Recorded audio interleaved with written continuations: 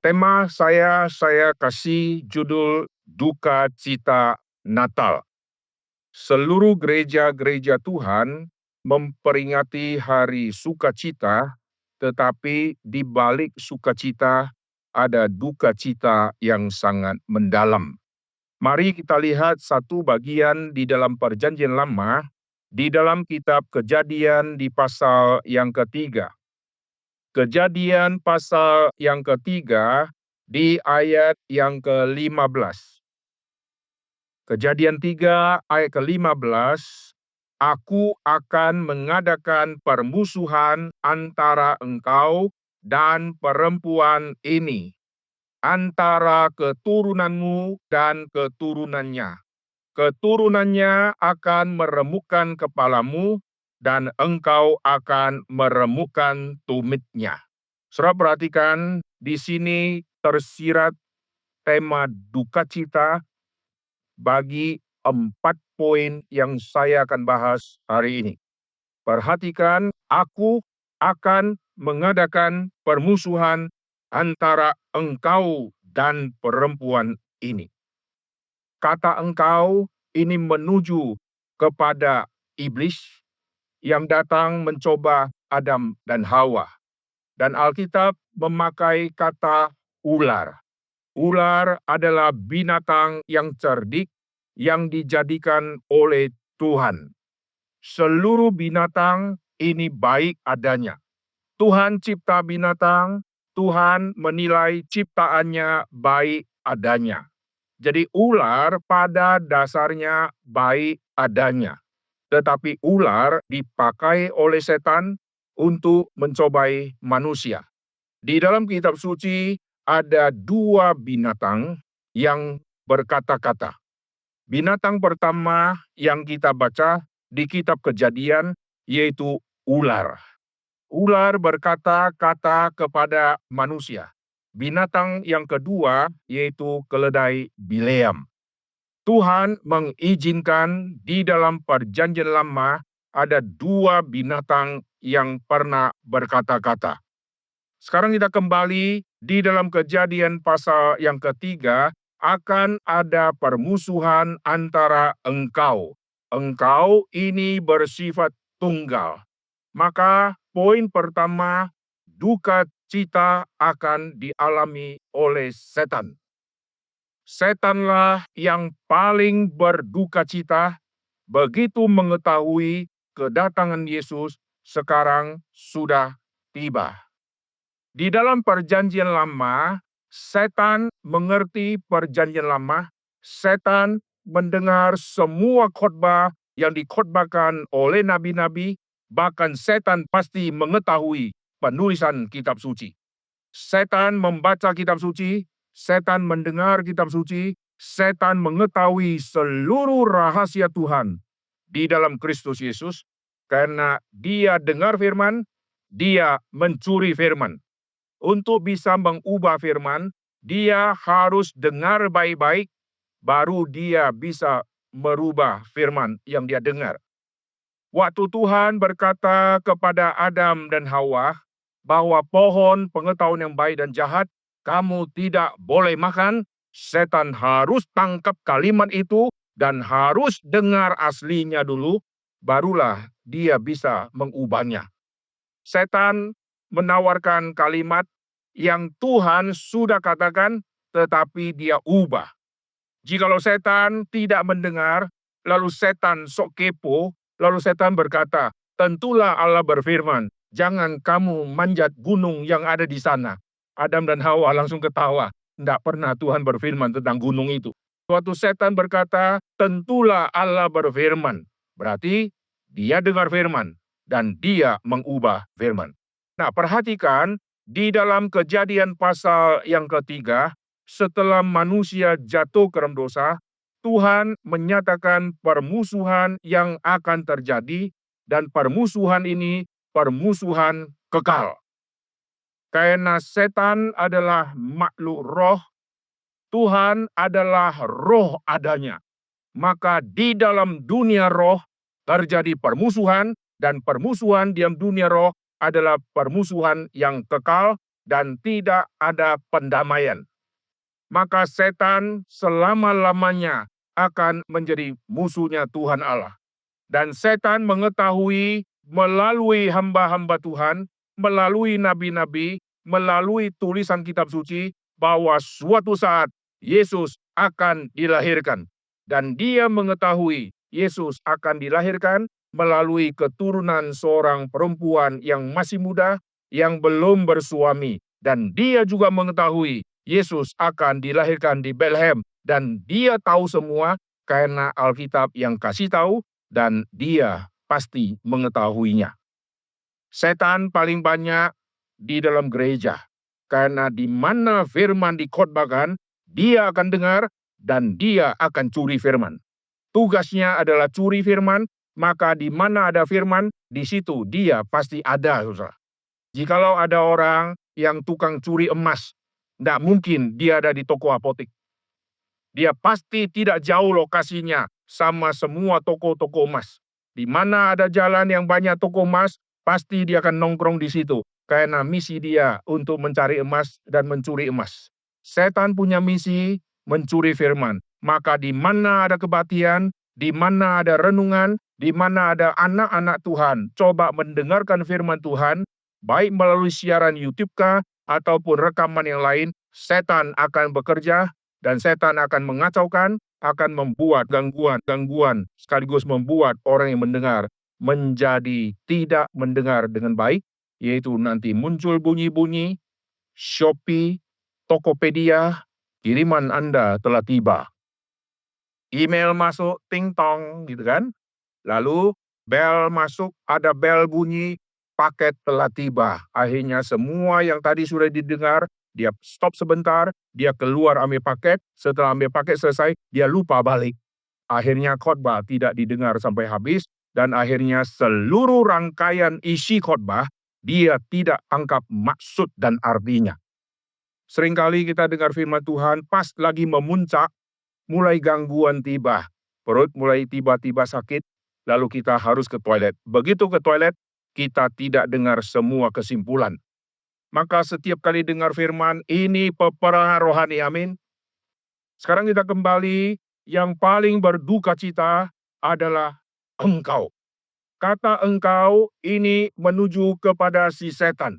Maka kita melihat ketakutan setan akan semakin nyata pada saat nanti Yesus dilahirkan ke dalam dunia ini, dan nanti waktu Yesus mulai pelayanan, disitulah keluar semua isi hati setan tentang ketakutannya kepada Tuhan Yesus. Sekarang mari kita lihat di dalam kitab Markus. Perhatikan di dalam kitab Markus. Di Markus pasal yang pertama. Markus pasal yang pertama, waktu Yesus berkhotbah di rumah ibadat di Kapernaum, ada orang yang kerasukan setan.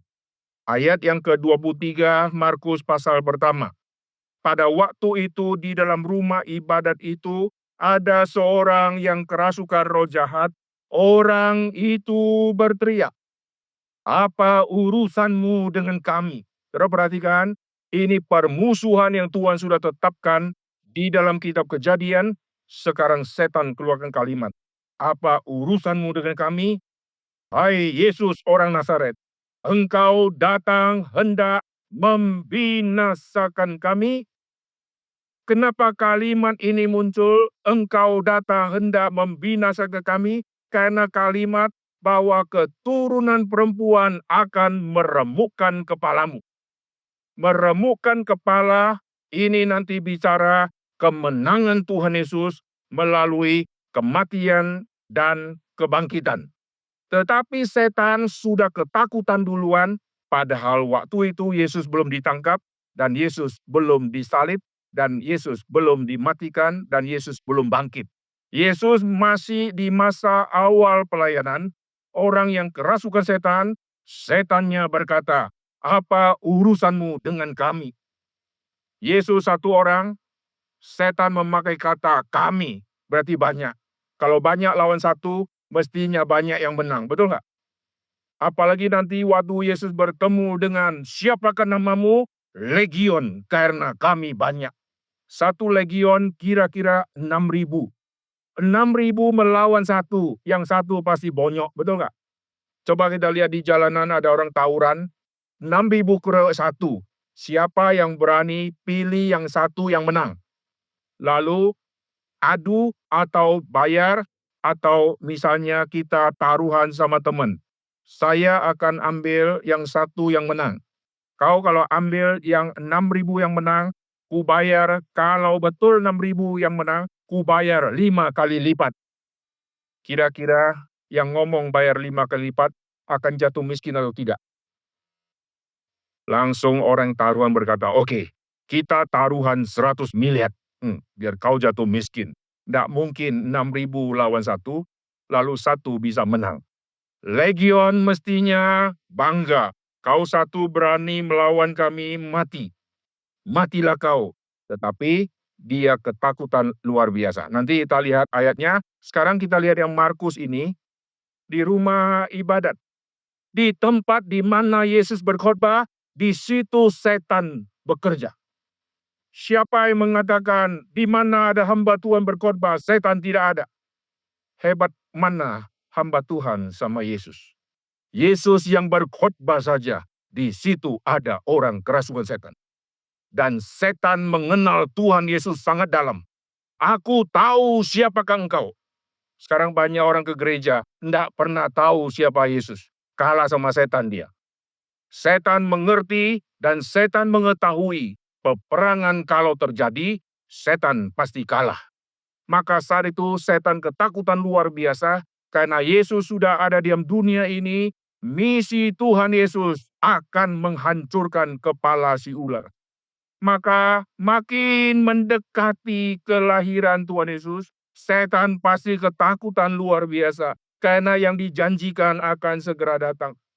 Lalu waktu Yesus lahir, setan tidak bisa lari lagi karena Yesus sudah lahir. Lalu Yesus yang sudah lahir menunggu sampai umur 30, lalu Yesus mulai pelayanan. Setan tidak bisa kemana-mana lagi karena Yesus akan membongkar semua praktek-praktek dari setan yang sudah mengacaukan seluruh pikiran manusia di dalam kegelapan. Apa urusanmu dengan kami? Engkau datang hendak membinasakan kami. Sekarang kita lihat yang Lukas di pasal yang ke-8. Perhatikan Lukas pasal yang ke-8, si setannya begitu banyak, yaitu legion. Saya baca dari ayat yang ke-26, pasal yang ke-8 Injil Lukas. Lalu mendaratlah Yesus dan murid-muridnya di tanah orang Gerasa yang terletak di seberang Galilea. Setelah Yesus naik ke darat, datanglah seorang laki-laki dari kota itu menemui dia. Orang itu dirasuki oleh setan. Siapa yang berkata, di sini ada Yesus? Setan ada di sebelah. Karena dia nggak berani masuk di ruangan ini, karena ruangan ini ada Yesus. Ini semua kalimat-kalimat omong kosong, karena Alkitab menyaksikannya lain. Di mana Yesus landing, di situ setan datang menghampiri. Yesus dibawa ke padang gurun, di situ setan langsung datang menghampiri. Jadi setan takut Yesus tidak? Satu sisi setan sangat takut Yesus. Tetapi kenapa setan kok bisa datang bicara sama Tuhan Yesus? Karena permusuhan ini akan terjadi. Yang namanya permusuhan akan berhadapan satu dengan yang lain. Tidak mungkin satu bangsa melawan bangsa lain, lalu bermusuhan, tidak pernah berhadapan. Saudara kalau lihat bangsa yang lain dengan bangsa yang lain, waktu terjadi peperangan di film Kolosal, maka tentaranya harus berhadapan muka dengan muka. Tidak ada dari jauh, aku nggak kenal dia, dia nggak kenal saya. Tiba-tiba dia kalah. Harus berhadapan muka, harus bertarung. Dan Yesus akan masuk ke dalam dunia orang mati. Itu membuktikan pertarungan sampai kepada dunia orang mati.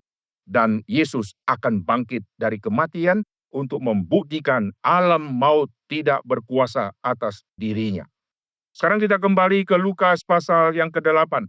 Di mana Yesus landing.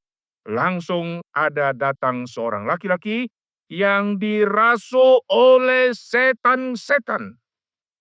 Dan sudah lama ia tidak berpakaian. Ayat ke-28, ketika ia melihat Yesus, ia berteriak, lalu tersungkur di hadapannya. Hati-hati melihat orang beragama Kristen dengan sikap rohani beragama Kristen. Setan di dalam diri orang yang kerasukan setan menghampiri Tuhan Yesus dengan tersungkur. Kalau kita hanya melihat tersungkur, langsung kita berkata, rohani sekali orang ini. Yesus datang daring sambut, disambut oleh dia. Yesus pelayanan, murid-murid Yesus 12 rasul, tidak pernah dicatat tersungkur di bawah Tuhan Yesus. Tapi orang ini belum bicara panjang, sekarang tersungkur. Wah, Kristen sejati kau, rohani betul. Siapa papa mamanya yang mengajari sikap ibadah yang luar biasa? Sekarang kita lihat orang-orang Kristen beribadah, kelihatannya dari gayanya, dari mukanya, shalom-shalomnya, tetapi sungguhkah di dalam hatinya ada Kristus? Mari kita kembali ke Lukas pasal yang ke-8. Ketika ia melihat Yesus, ia tersungkur di hadapannya dan berkata dengan suara keras. Bukan bisik-bisik, saudara. Apa urusanmu dengan aku, hai Yesus, anak Allah yang Maha Tinggi? Dia kenal Yesus tidak? Sangat kenal. Anak Allah yang Maha Tinggi. Sekarang kelemahan orang Kristen kalau mendengar ada pendeta yang berkhotbah tentang Yesus, langsung berkata, ini pendeta luar biasa dipakai oleh Tuhan. Belum tentu, saudara. Alkitab katakan setan pun mengenal Tuhan Yesus. Dan di dalam bagian ini, orang yang kerasukan setan, dia datang tersungkur kepada Tuhan Yesus, dan dia mengaku dengan keras, engkau anak Allah yang Maha Tinggi. Mari kita lanjut kalimatnya. Aku memohon kepadamu. Wah, luar biasa. Orang Kristen kalau berdoa kepada Tuhan, awalnya memohon, Tuhan dengarlah doaku. Lambat laun jadi ngelunjak.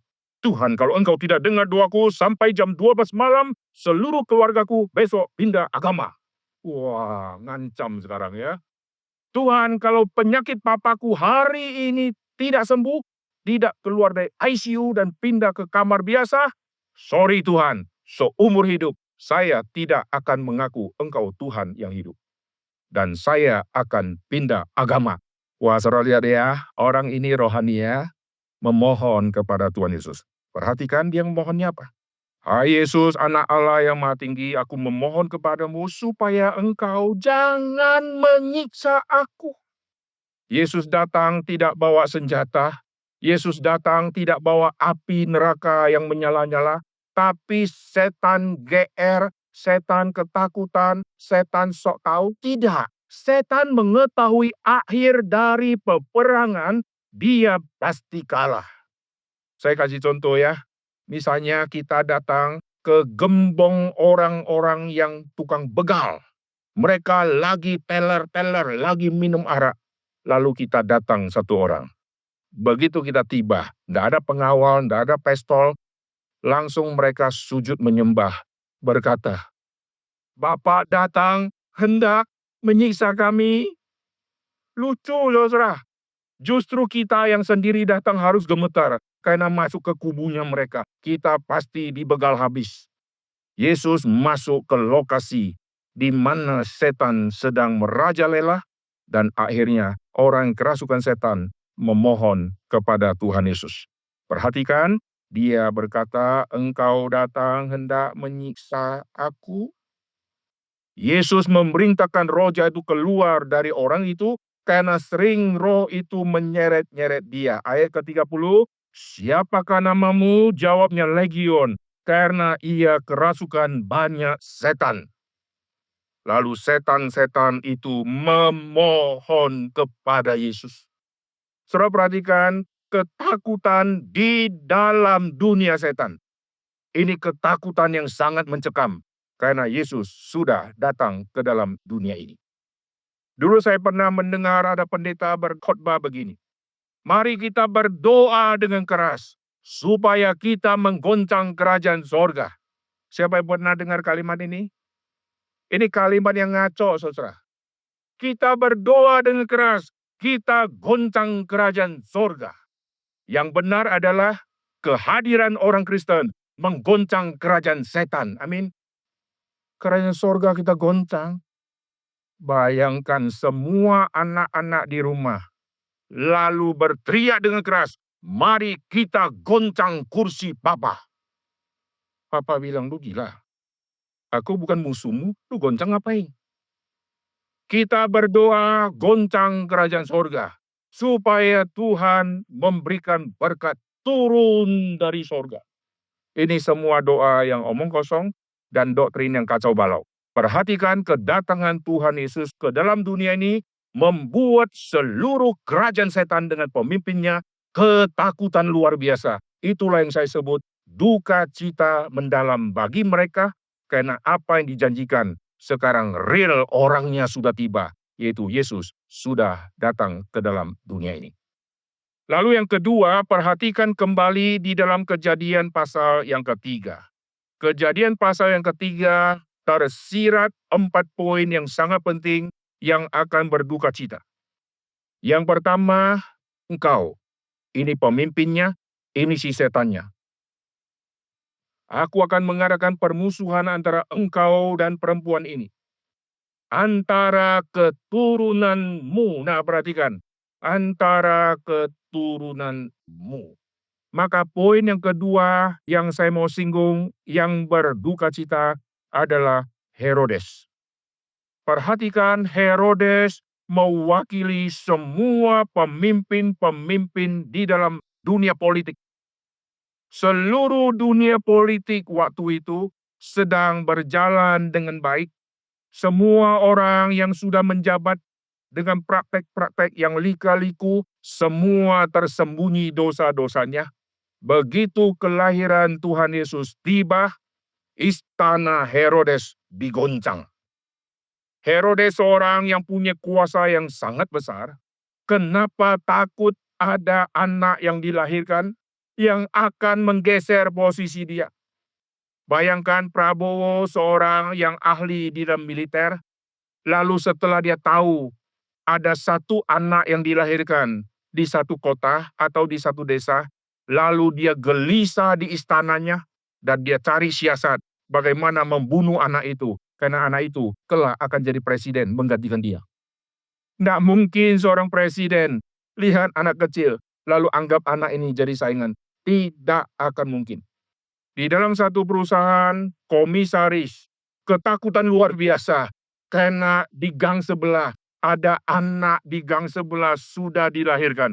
Lalu dia gelisah luar biasa, kirim satpam, habisi anak ini. Karena anak ini nanti kalau sudah besar, mungkin akan mencaplok perusahaan kita.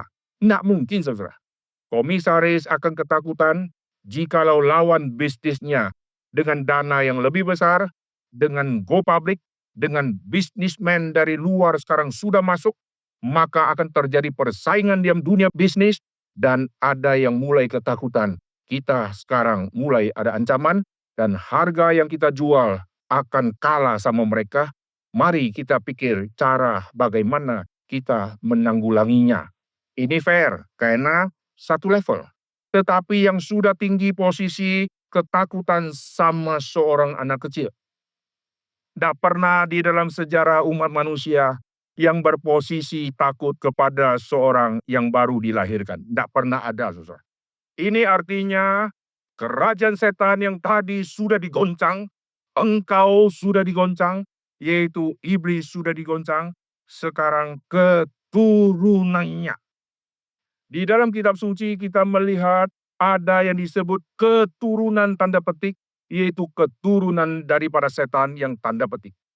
Setan tidak kawin dan tidak mengawinkan, tetapi setan mempunyai keturunan-keturunan yang menduduki semua posisi tertinggi di dalam dunia ini. Setan pernah berkata, lihatlah seluruh dunia dan kemegahannya, aku akan berikan kepada engkau, hai Yesus, jikalau engkau sujud menyembah kepadaku. Setan menganggap dirinya memiliki seluruh kerajaan di dalam dunia ini, Tetapi Yesus tidak menyembah dia karena Yesus punya kuasa melampaui yang setan miliki. Setan hanya berkata, lihatlah seluruh dunia dan kemegahannya. Yesus di Injil Matius pasal terakhir, segala kuasa di sorga dan di bumi ada padaku.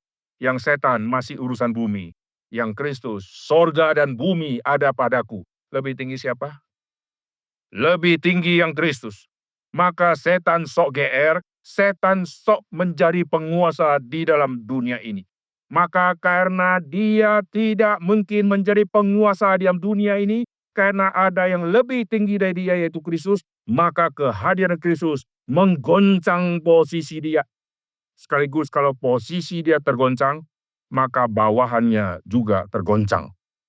Di dalam satu perusahaan, petinggi dan perusahaan sudah mulai alami kolaps, maka semua bawahannya, petinggi-petinggi juga sedang gemetaran.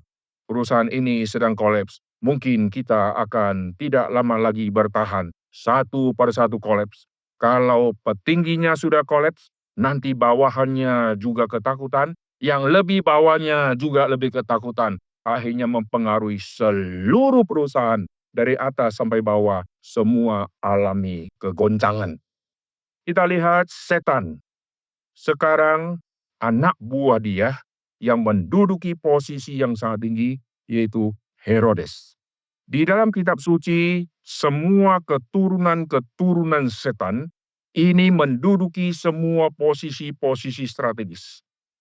Raja-raja ini banyak yang dipakai oleh setan. Lalu kita lihat petinggi-petinggi dipakai oleh setan.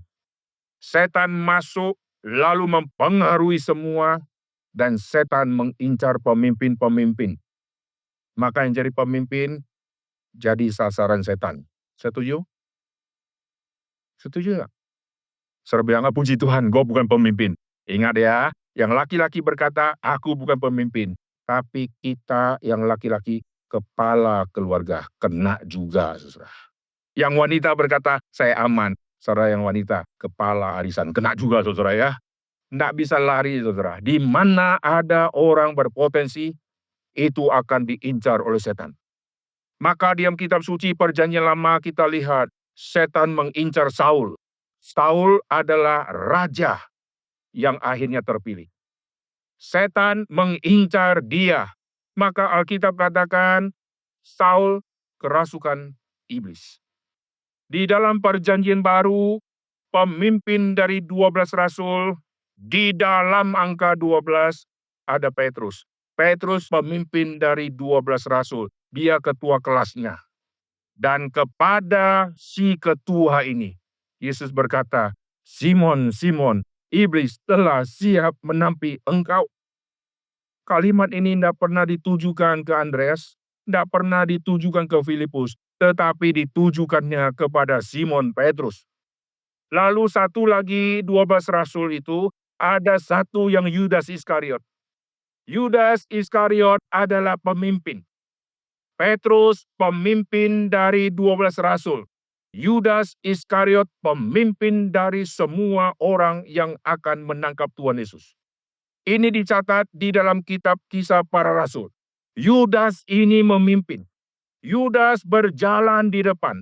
Lalu tentara-tentara pasukan itu berjalan di belakang mengikuti dia. Pemimpin berjalan di depan, anak buah berjalan di belakang. Yudas ini pemimpin.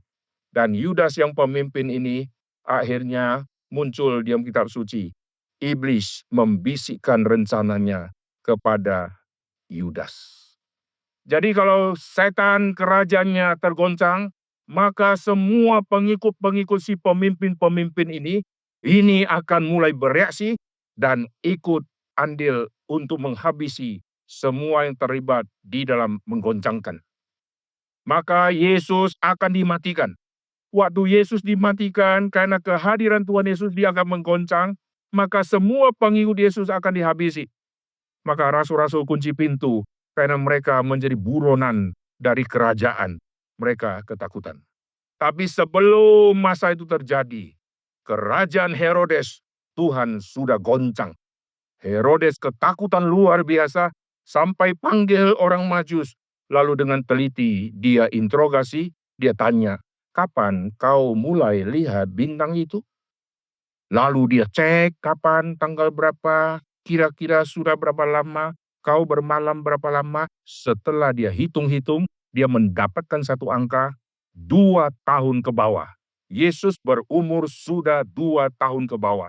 Maka orang Majus ketemu Yesus pasti bukan di palungan. Karena yang ketemu Tuhan Yesus di palungan adalah gembala yang ketemu Yesus masih pakai kain lampin hari H Yesus dilahirkan. Orang Majus ketemu Yesus bukan di palungan. Lalu waktu orang Majus datang, mereka tidak tahu lokasinya. Karena mereka orang kafir, mereka tidak pegang perjanjian lama, mereka tidak baca kitab Mika, hai Bethlehem Efrata, mereka nggak baca. Lalu Herodes gempar luar biasa. Kenapa ada saingan dilahirkan di wilayah kerajaan saya? Kenapa saya tidak tahu? Interogasi. Setelah interogasi, apa yang dia katakan? Oke, sekarang meeting sudah selesai ya. Luar biasa data-data yang kalian kasih. Saya ikut bersukacita. Sekarang, ku utus kalian ke Bethlehem. Kalau sudah ketemu, balik ke saya, lapor ke saya, nanti saya akan datang menyembah raja itu. Perhatikan, ini semua pemalsuan di dalam penyembahan. Setan datang tersungkur. Ini semua sikap ibadah yang luar biasa ya. Datang memohon pada setan. Herodes berkata, "Aku akan datang menyembah." Herodes orang yang ada gangguan kejiwaan, nggak mungkin menyembah satu anak. Suruh menyembah yang lebih tinggi dari dia saja, dia tidak mau, bahkan dia akan habisi orang yang menjadi pesaing dia. Sekarang ada anak kecil, dia mau sembah, yang lebih tinggi dari dia habisi. Sekarang anak kecil, dia pasti akan habisi. Tapi memakai bahasa rohani, aku datang untuk menyembah. Maka sekarang kita lihat di hari Natal, banyak penyusup-penyusup datang merayakan. Dengan sikap hormat, dengan sikap luar biasa yang beribadah, tetapi sesungguhnya mereka adalah keturunan-keturunan dari iblis yang seolah-olah datang mau menyembah Tuhan, tetapi hatinya tidak pernah beriman kepada Tuhan Yesus. Itu orang kedua, yaitu pemimpin. Di dalam perjanjian lama kita lihat raja-raja, mereka dipakai oleh setan mematikan nabi-nabi. Raja-raja mematikan umat-umat Tuhan. Karena mereka punya kuasa, mereka bisa pakai kekuasaan, habisi. Termasuk Yohanes Pembaptis dipenggal kepalanya. Karena raja itu sedang dipakai oleh setan, maka semua yang khotbah tentang Injil, mereka akhirnya dimatikan. Ini poin yang kedua, yang pertama setan, yang kedua keturunan. Ini bicara pemimpin di dalam politik. Lalu yang ketiga, saudara perhatikan, keturunan ini berbicara tentang semua orang-orang yang beragama, yaitu orang-orang petinggi-petinggi agama Yahudi. Herodes waktu itu memanggil ahli-ahli Taurat, dia panggil imam-imam. Ini menjadi ancaman besar bagi seluruh kebudayaan Yahudi. Tadi ancaman bagi dunia politik, sekarang ancaman bagi seluruh agama Yahudi. Maka imam-imam, orang-orang Farisi, itulah mereka-mereka yang terus mengincar Tuhan Yesus dengan memberikan semua cobaan-cobaan dan kalimat-kalimat yang mau menjebak Tuhan Yesus supaya Yesus dipersalahkan karena dia melanggar Taurat. Kalau Yesus bersalah karena melanggar Taurat, maka akan diadili di mahkamah agama.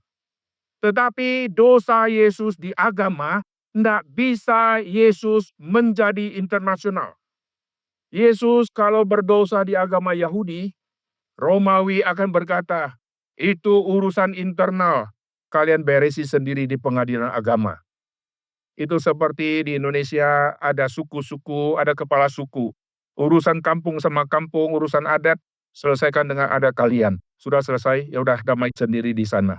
Romawi tidak mencampuri urusan agama sesama orang Yahudi dengan hukum-hukumnya. Kalau Yesus dijebak, Yesus dianggap melanggar hukum Taurat, hanya diadili di mahkamah agama. Tetapi kasus Yesus harus diangkat menjadi kasus internasional. Maka caranya mereka akan menjebak Tuhan Yesus, maka muncullah kalimat, bolehkah kami bayar pajak kepada Kaisar? Kalau Yesus salah menjawab, berarti melawan pemerintahan. Melawan pemerintahan, Yesus akan dianggap penjahat di dalam politik. Maka Yesus akan dijebak melalui dua sudut. Dari sudut agama, setan memakai Farisi, imam-imam kepala, dan ahli-ahli Taurat. Dari sudut politik, setan memakai semua penguasa, setan bisa memakai kerajaan Romawi, setan bisa memakai Pilatus, setan memakai Herodes, memakai semua imam-imam yang bertugas, dan di dalam dunia politik, memakai semua pejabat-pejabat yang tertinggi di dalam dunia politik. Akhirnya kita lihat serangan kepada Tuhan Yesus begitu besar. Setan sekarang ketakutan luar biasa. Setan memakai pengikutnya untuk terus menjebak Tuhan Yesus. 3 poin kita sudah lihat, setan, Herodes yang mewakili dunia politik, lalu imam-imam atau orang-orang beragama. Kerajaan sudah goncang, sekarang seluruh mahkamah agama, adat istiadat Yahudi akan goncang karena Yesus datang akan membongkar semua kepalsuan adat istiadat. Yesus membongkar tentang hari Sabat. Yesus membongkar tentang sunat. Tidak pernah ada orang yang membongkar kasus ini. Perhatikan ya, orang Yahudi kalau langgar Sabat, dia mati. Yahudi langgar sunat, dia mati. Lalu waktu itu saya punya anak, saya orang Yahudi. Hari ke-8, anak saya harus disunat. Maka kalau saya tidak sunatkan anak, saya mati. Celakanya, waktu lahir, saya tidak bisa pakai sesar, zaman dulu tidak sesar, maka waktu lahir setelah dihitung hari ke-8, jatuh pada hari Sabat. Hari Sabat saya harus sunat. Sunat berarti angkat beban, potong, ada darah, ada obat yang dipakai. Ini tidak diperbolehkan di hari Sabat. Tapi sunat, suruh sunat. Sabat, suruh istirahat. Maka bingung toh. Lalu bagaimana orang Yahudi selesaikan kasus ini? Tidak pernah ada orang bongkar dari PL sampai BB di dalam kasus ini. Hanya Yesus yang membongkar. Mereka menjebak Tuhan Yesus, lalu berkata Yesus melanggar hari Sabat. Yesus terus dipersalahkan oleh mereka. Sekarang Yesus membongkar. Kau mengatakan aku melanggar hari Sabat, bagaimana dengan kamu? Kamu mempunyai anak, hari ke-8 anak itu harus disunat. Kau sunatkan atau kau tidak sunatkan. Orang Yahudi memikirkan satu cara begini. Kalau sunat, Tuhan tetapkan hari ke-8. Tidak pernah ada pengganti hari ke-8. Kalau kau lupa, kau sakit, kau di perjalanan, maka boleh tunda 2 hari lagi. Tidak ada. Hukum ini fix hari ke-8. Kalau tidak, jalankan mati. Sedangkan hari Sabat, ada Sabat berikutnya. Minggu depan, ada Sabat lagi. Minggu depan, ada Sabat lagi. Maka yang Sabat ini aman, saudara. Karena yang Sabat ini agak aman, bisa ulang lagi. Yang sudah tidak bisa, maka mereka menyunatkan anak di hari Sabat, dan mereka melanggar hari Sabat, mereka tidak mati. Mereka semua tidak mati, padahal sudah melanggar. Lalu mereka menjebak Tuhan Yesus dengan berkata, Yesus melanggar hari Sabat. Maka Yesus bongkar semua kepalsuan mereka. Akhirnya Yesus harus dienyakkan dari seluruh Yahudi. Maka terjadi di dalam Lukas pasal ke-4. Waktu Yesus berkhotbah di rumah ibadat, mereka tidak suka. Mereka bawa Yesus ke tebing yang tinggi, lalu mau campakkan Yesus, biar mati dia dari tebing turun ke bawah. Karena kedatangan Tuhan Yesus menggoncang seluruh agama Yahudi. Sekarang poin yang keempat, kedatangan Tuhan Yesus membuat semua orang-orang yang akan binasa berduka cita. Mari kita lihat satu ayat yang terakhir di dalam kitab 2 Korintus. Perhatikan di 2 Korintus di pasal yang kedua. Ini kedatangan Tuhan Yesus membuat orang-orang yang akan binasa berduka cita. 2 Korintus di pasal yang kedua, saya akan baca dari ayat ke-14. Tetapi syukur bagi Allah yang dalam Kristus selalu membawa kami di jalan kemenangannya. Dengan perantaran kami, Ia menyebarkan keharuman pengenalan akan Dia di mana-mana. Sebab bagi Allah kami adalah bau yang harum dari Kristus di tengah-tengah mereka yang akan diselamatkan dan di antara mereka yang binasa. Bagi yang terakhir, bagi yang akan binasa, kami adalah bau kematian yang mematikan. Dan bagi yang pertama, kami adalah bau kehidupan. Jadi kedatangan Tuhan Yesus langsung menyebabkan munculnya 2 aroma. Bagi orang percaya, ini kabar sukacita. Ini bau yang menghidupkan. Bagi orang-orang yang menjadi pengikut setan dan keturunan setan yang akan dibinasakan, ini menjadi bau kematian. Dan bau kematian itu ibarat dengan kesedihan dan tidak ada pengharapan. Inilah duka cita yang mendalam di dalam 4 kelompok ini. Duka cita tidak kita lihat dari kematian bayi-bayi, itu disebut duka cita. Sepanjang zaman kematian bayi sangat banyak. Sejak dari zaman Musa, waktu Musa dilahirkan, juga ada kematian bayi.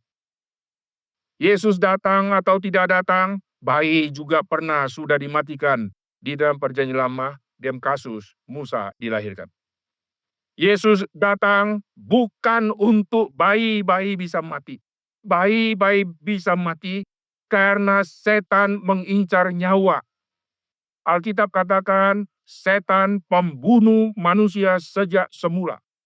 Maka kalau setan adalah pembunuh manusia sejak semula, semua pengikutnya akan menjalankan membunuh manusia. Kita lihat setan pembunuh manusia sejak semula. Setan menawarkan kepada Adam dan Hawa, kalau kau makan buah terlarang, kau tidak akan mati. Padahal habis makan, mati. Setan pembunuh manusia sejak semula.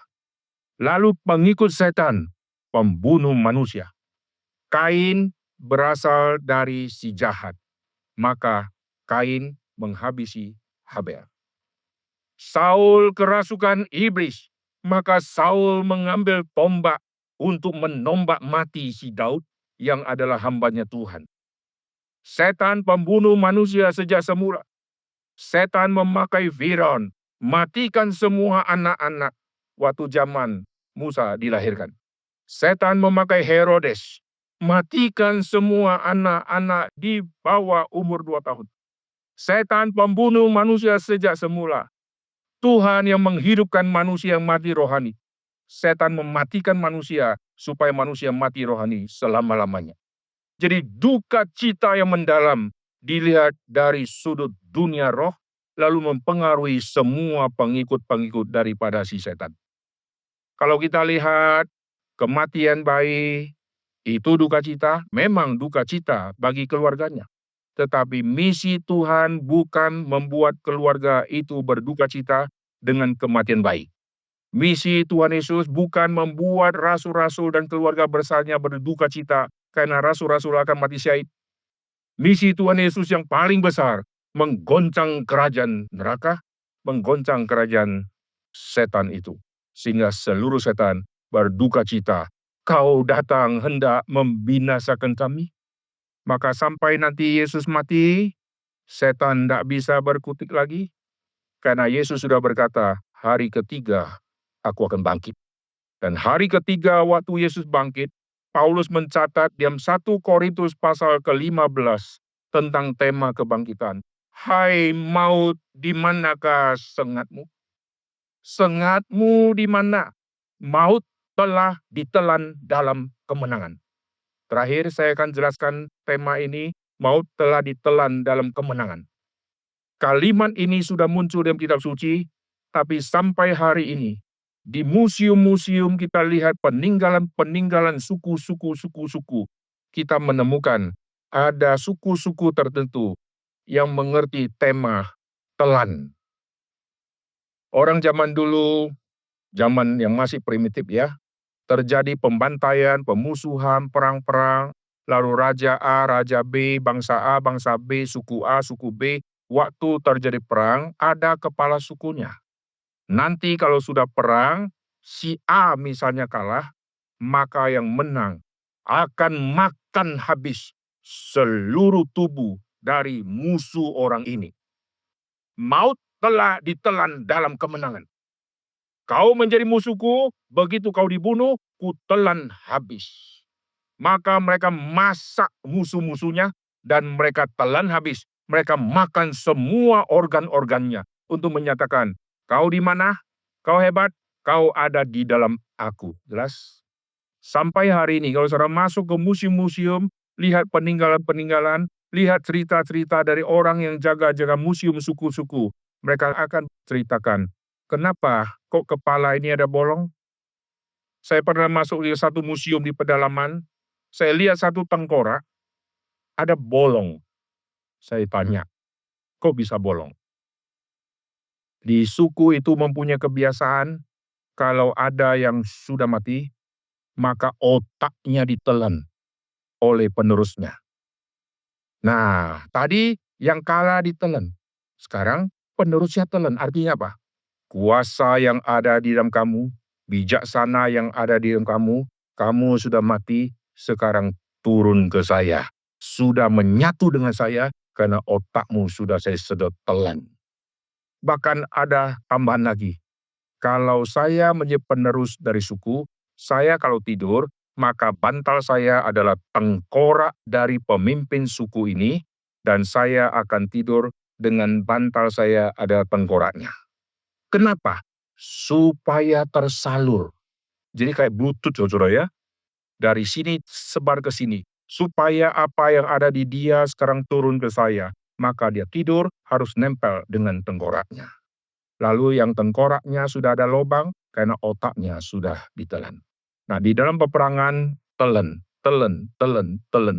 Waktu Musa sama ahli sihir punya tongkat yang jadi ular, yang Musa juga jadi ular, lalu tongkat yang dari Musa itu menelan tongkat dari semua ahli sihir. Telan itu artinya kemenangan. Amin. Saat Yesus sudah bangkit, perhatikan di dalam cerita Yesus 40 hari menampakkan diri. Tidak pernah dicatat ada orang kerasukan setan. Yesus waktu melayani, ada imam-imam kepala Farisi, ada tentara, ada setan yang ganggu-ganggu waktu dia melayani. Lalu waktu dimatikan, sekarang bangkit. Oh, setan harus lebih garang lagi. Karena Yesus kalau bangkit akan membuat penyesatan lebih banyak lagi. Maka semua Farisi kumpul, kirim pasukan lagi, tentara Romawi kirim lagi. Cepat tangkap, masukkan lagi Yesus ke dalam penjara. Kalau tidak, nanti dia akan menyesatkan lebih banyak lagi orang. Tapi heran, setelah Yesus bangkit, tidak pernah dicatat 40 hari waktu Yesus menampakkan diri, ada orang kerasukan setan. Tidak pernah dicatat orang Farisi menjebak Tuhan Yesus di lorong sebelah.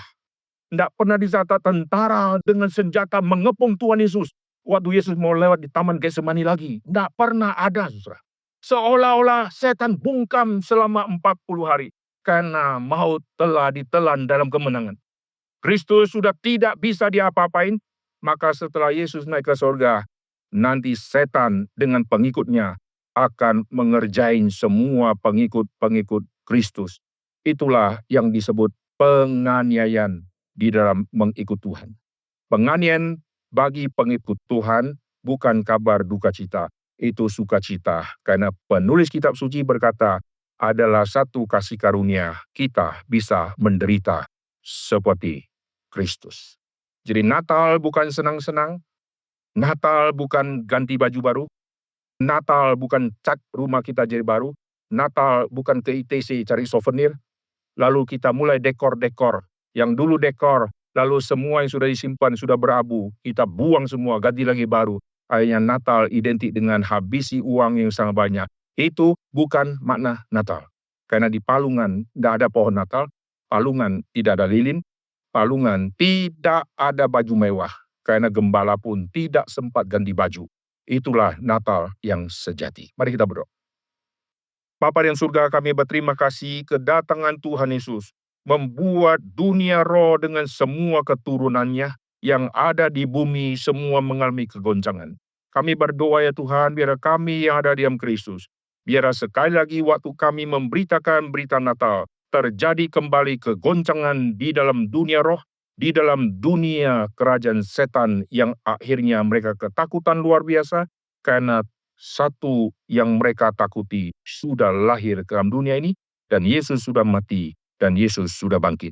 Dan setan tidak lagi berkuasa atas diri setiap kami, tetapi Kristuslah yang berkuasa atas kami. Berkati setiap kami ya Tuhan, biar pada saat kami memasuki Natal, tidak ada lagi ketakutan terhadap dunia roh, dunia setan, tidak ada lagi penyembahan kepada Kristus yang palsu, tapi kami datang sungguh-sungguh menyembah Tuhan seperti orang Majus, bukan seperti orang yang kerasukan setan, bukan seperti Herodes, tetapi seperti gembala-gembala yang datang ke palungan, seperti orang-orang Majus yang datang sujud kepada Tuhan Yesus.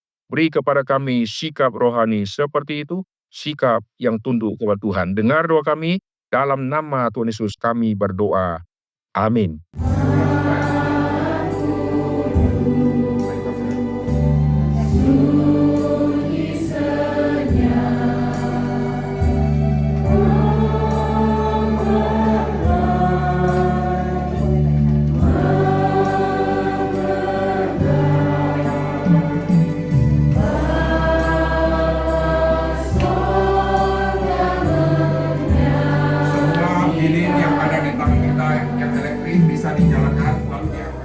Alkitab mengatakan hari pertama Tuhan berfirman, jadilah terang.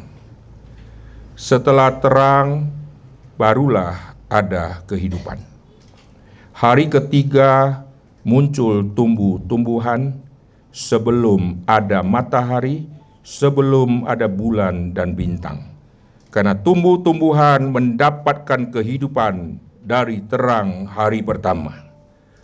Tuhan bisa menciptakan terang, Dia harus terang. Oleh sebab itu, Yesus yang adalah terang datang ke dalam dunia ini. Dia berkata kepada murid-murid yang Dia sudah selamatkan, "Kamu adalah terang dunia." Dunia yang penuh dengan kegelapan, harus ada orang percaya, harus ada terang. Yesus berkata, kota tidak mungkin tersembunyi meskipun gelap gulita yang akan menutupi semua bangunan, tetapi kota akan muncul kalau lampu-lampu menyala di setiap rumah. Kamu adalah terang dunia.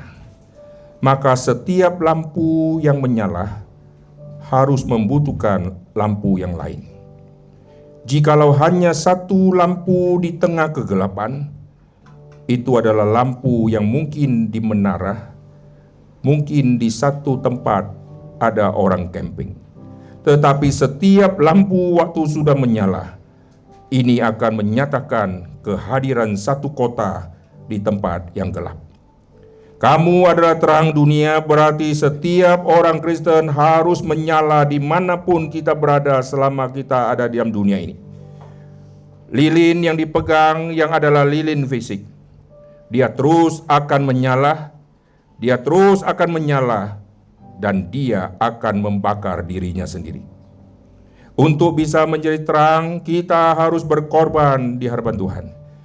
Tanpa pengorbanan tidak mungkin ada berkat bagi orang lain. Lilin tidak mungkin terangnya dinikmati oleh orang jikalau lilin tidak membakar diri sendiri. Dan lilin terus akan membakar sampai akhirnya lilin akan padam karena seluruhnya sudah dia bakar. Demikian juga kita yang adalah terang dunia harus terus berkorban sampai Tuhan memanggil kita kembali ke rumah Bapa.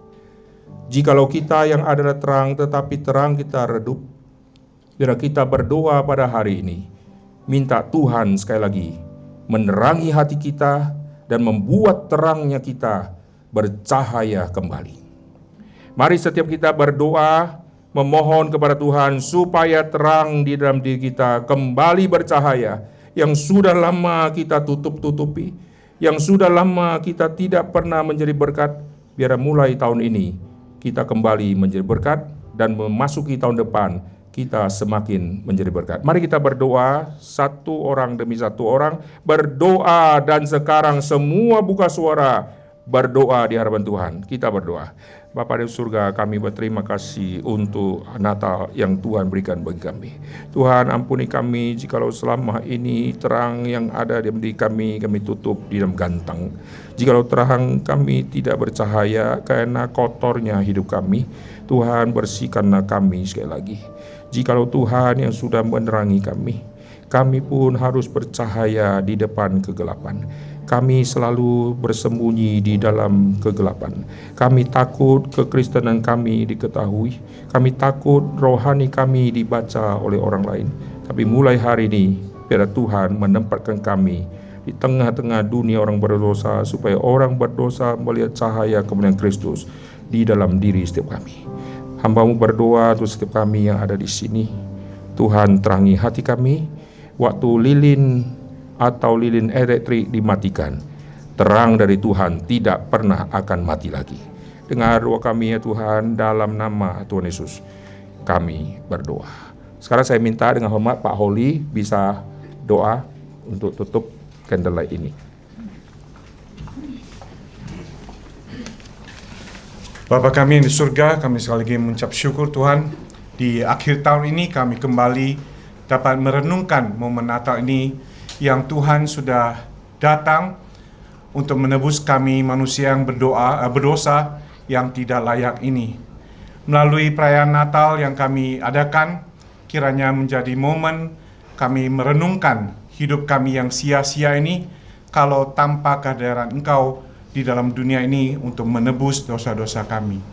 Tuhan, tolonglah kami. Tuhan, sadarkan kami manusia yang berdosa, yang tidak layak ini. Dengan penebusan Engkau, kami mau hidup suci, kami mau sungguh-sungguh bertobat mengikut Engkau. Pimpinlah hidup kami di kemudian hari, di dalam kami menjalankan hidup yang sungguh-sungguh memuliakan nama Tuhan. Tolonglah kami Tuhan. Di dalam nama Tuhan Yesus Kristus kami sudah berdoa. Amin. Sekarang hitungan sampai 3, kita akan matikan lilin yang ada di tangan kita. 1, 2, 3. Oke, lampu boleh dinyalakan, silakan duduk.